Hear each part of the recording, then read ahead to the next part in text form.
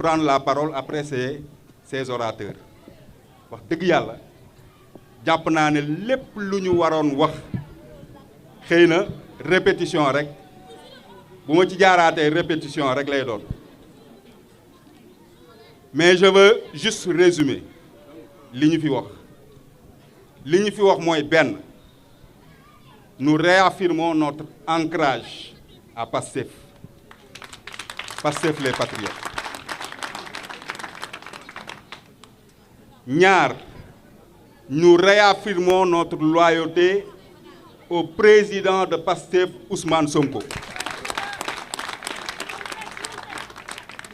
ñett nous œuvrons pour la marche du projet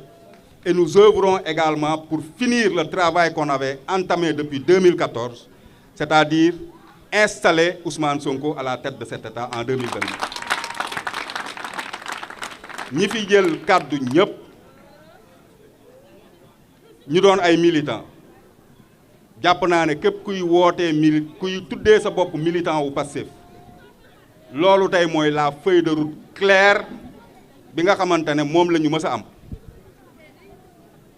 Si cette feuille de route devait être amenée, devait être changée, defe naa ne ce serait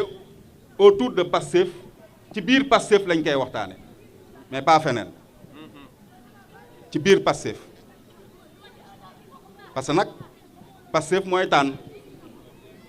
te déggaguma kenn koo xamante ne dafa wax ne feuille de route boobu changé na kon moi en tant que militant simple militant qui est par ailleurs le grade le plus élevé dans le parti te ñëpp nangu ko man je m'aligne totalement à cette feuille de route mooy liggéey pour yeggali mission bi nga xamante ne tàmbali nañ ko depuis 2024 parce que nag c'est une mission qui ne prendra pas fin ñu ngi doog a commencer rek xamoon nañ ne dina am ay gàllankoor ñi fi toog ñëpp xamoon nañ ne affaire bi du yomb ku jàppoon ne en 2024 la mbir mi di jeex le problème yi di jeex defe naa ne les récents événements ont prouvé à suffisance que c'est un éternel combat c'est un combat continu te ni ko sama frère bi di waxee rek ku nelaw rek alaaxira ngay yeewu ñun nag duñu nelaw suñu lii dañu koy ñàkk dañ koy aar dama bëgg a joxe benn exemple rek ci détermination wu militant Pastef waajale sol koppati bu rafet bi te mu takk verre yi am na frère bu tudd Abdou Sonko Abdou Sonko mu ngi nii taxaw sax gisuma ko woon Abdou jugal gaa yi gis la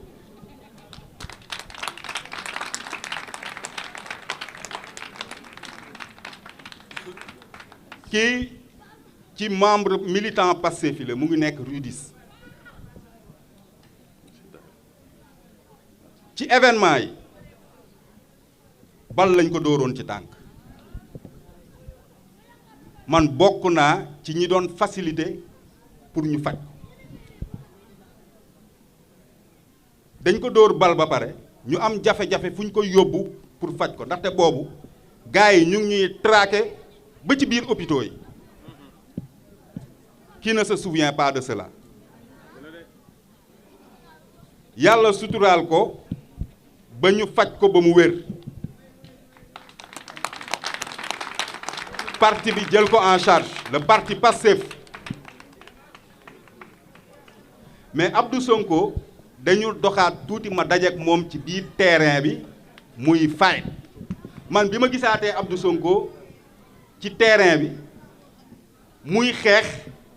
bi mu wéree ba pare dama ne mais kii est-ce que normal j'étais choqué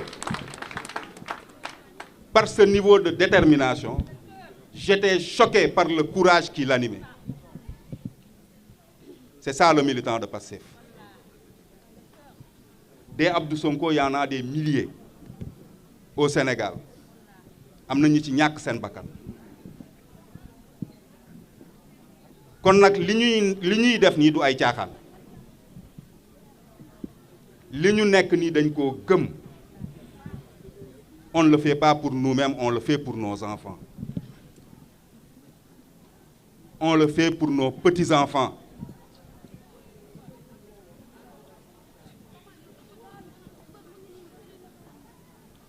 képp ki nga xamante ne jàpp nga ne am na ñu la jàppale tey ba nga toog fi nga toog ñooñu li ci waa Pastef dajuñu xaajaat ba c'est ça la vérité. C'est ça la vérité. Ça c'est une histoire récente.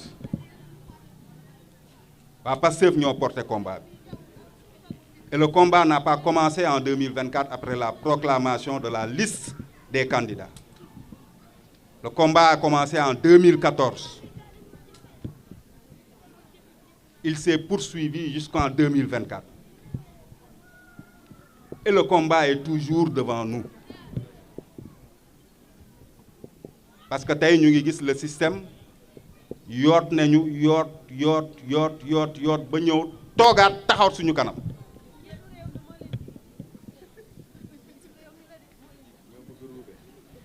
Système boobu nag ñun moom lañ doon xeex démb et je pense que tant que daanuñu leen wala ñu daan ñun on va pas arrêter ce combat et je suis sûr que ñun ñii sax toog fii système bi bu ñu terrassé nos enfants vont prendre le relais parce que suñu ay doom sax ay patriotes lañ. Nos enfants vont prendre le relais. Sénégal bi suñu Sénégal la suñu responsabilité mooy defar ko suñu responsabilité mooy développer réew mi et ça on ne peut pas le faire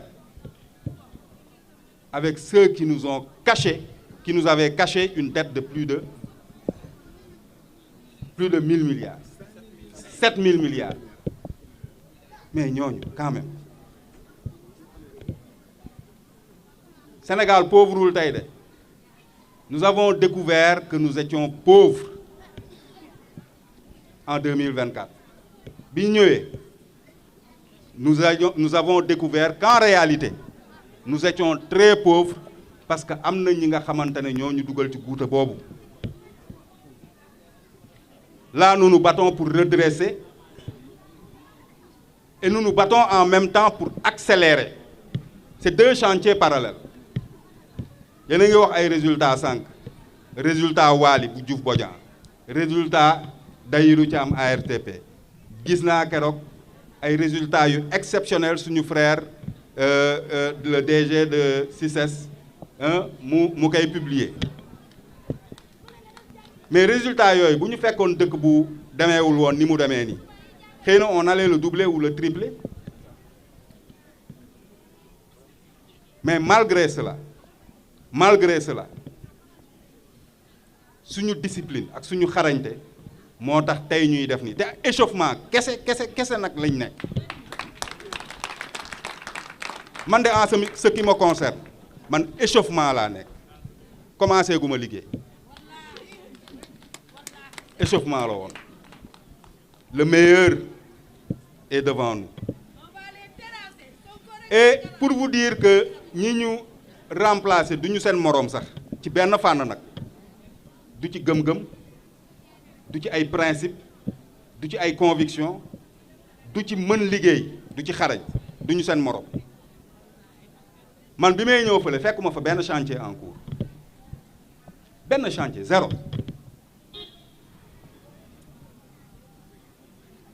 est-ce que yéen a ngi dégg li may wax nga ñëw bërëb fekkoo fa benn chantier en cours mais la première chose que tu te demandes mooy mais nit ñi ban liggéey lañ doon liggéey ça ne les intéressait pas en réalité liggéey bi intéressé wul leen woon ñun Pastef liggéey moo ñu intéressé Ousmane Sonko liggéey moo ko intéressé ñi toog fii liggéey moo leen intéressé kon boog nañu leen jàppale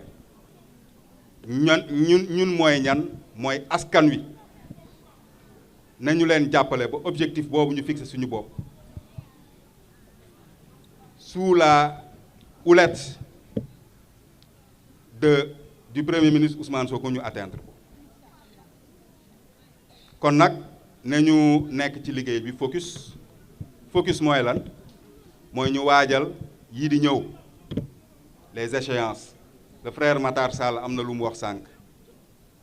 nañu waajal échéance yi mobiliser waat remobiliser les troupes mobilisation bi sax musul dakk mais nañu gën a taxawaat rek nañu gën a taxawaat nañu massifier parti bi parce que loolu la ñu sant les directives du président Ousmane Sonko dafa leer nañu massifier parti bi massifier nag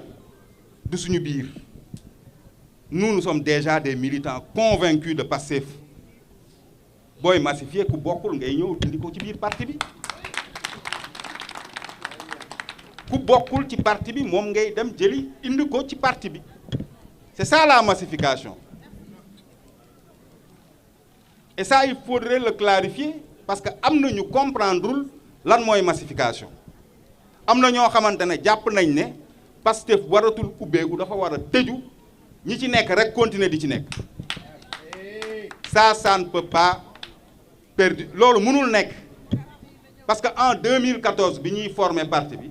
bu fekkoon le petit groupe de 10 ou 13 personnes kese ñoo doon toog ci parti bi mais li ñu liggéey nii duñu at objectif yooyu duñu ko mën a atteindre du dëgg donc massifions le parti le message est clair képp ku jub pare pour jàpp ci liggéey bi nga bañ a nag traîner benn casserole sa loxo set nga ñëw nangu épouser les principes et convictions de Pastef les patriotes nga ñëw nangu joxe sa bopp muy le don de soi pour la patrie képp ki nga xamante ne Sénégal nga bokk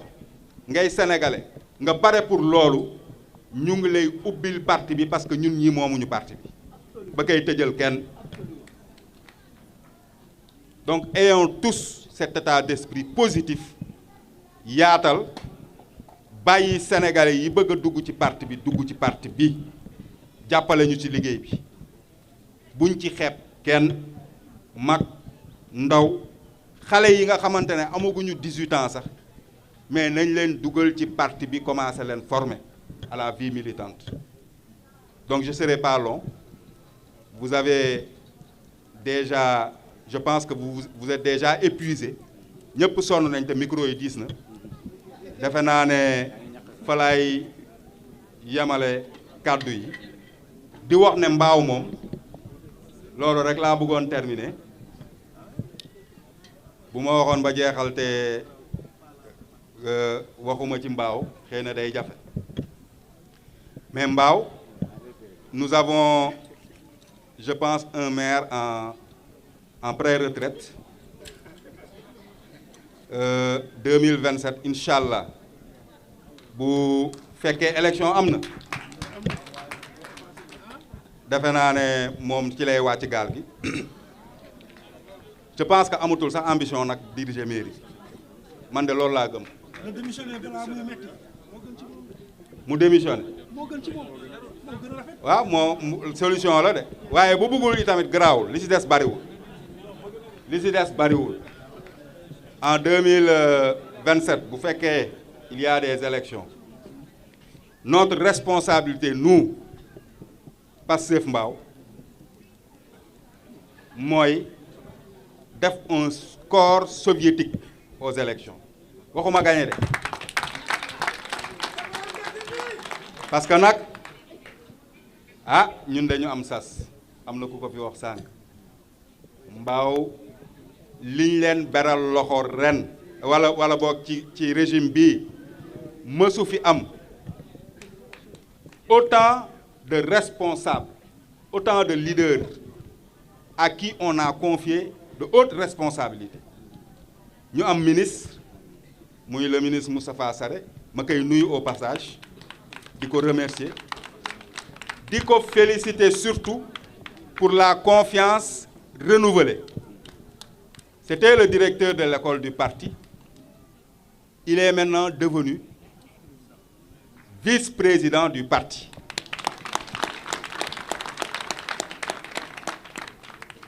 Lolo rek doyon nañu lolo kese donc kep doyon nañu ñun wa Mbao mais ñu bolé ci yenen ndomb tank yenen ak yenen on a tout, on a des PCA, nous avons des députés et même des députés présidents de commission.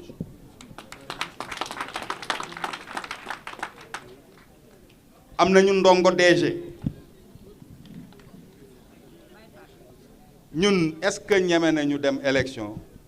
di def ay 50% ou 55%? Man bu dee loolu damay toxu de. Man damay toxu de. Hein? Ah non, damay toxu de. 50% moom duma ko laal. Man 85 wala 90% laa bëgg. te nag yéen waa Zac Mbao yaakaar nañ leen ci donc dès demain ku ci nekkul woon na ci ne këroo kër cité cité ne ñu commencer prêcher la bonne parole dugg def le travail qu'il faut recenser les électeurs ñu amul carte électeur ñu organiser leen pour mën leen utal carte électeur. C'est ça, aujourd'hui, notre mission. Et je pense que, Inch'Allah, nous ne pouvons pas atteindre l'objectif. Donc, gars, je vous remercie pour cette belle mobilisation. Je vous félicite encore une fois. Monsieur le ministre, ça c'est le dernier, c'est mon dernier, en tout cas, engagement pour nous. Nous nous engageons à vos côtés. Parce que nak